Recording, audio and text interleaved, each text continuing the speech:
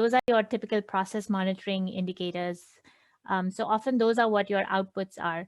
But your outputs, because you guys are early stage companies and because it can be very expensive to collect outcome data, you can also use your outputs as good proxies to the potential for change, right? And as early stage companies, in maybe you just assign yourself, okay, I'm going to do some sort of a lit review, because in the development space there is so much literature already out there about, all right, if you train women on certain things, what are the potential changes? So you should just, when you present in front of a stakeholder, you can say, I'm very confident that my proxy indicators show impact because here's the literature that's already out there.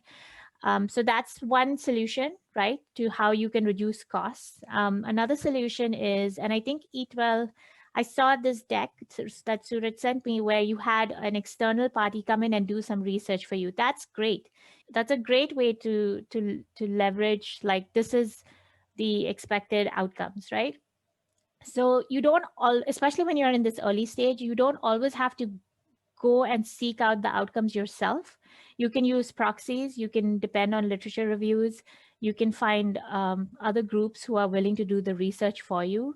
So try to be creative. Anyway, so that's just what activities leads to outputs, leads to outcomes, leads to impact. So your company has control up to, say, the outcomes, right? But the actual impacts, you don't know what else is happening in your environment. And so you cannot say, oh, you are changing poverty in this region because of your company. Unless you're doing an RCT where you have a counterfactual, you can never attribute change to just your company. And so it really comes down to contribution.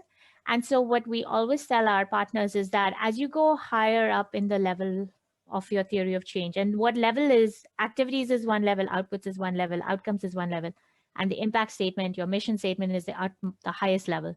As you go higher up in your theory of change, your attribution, it's not about attribution, it's about contribution. And so often you just depend on secondary data, right? You're not even collecting primary data at the impact level.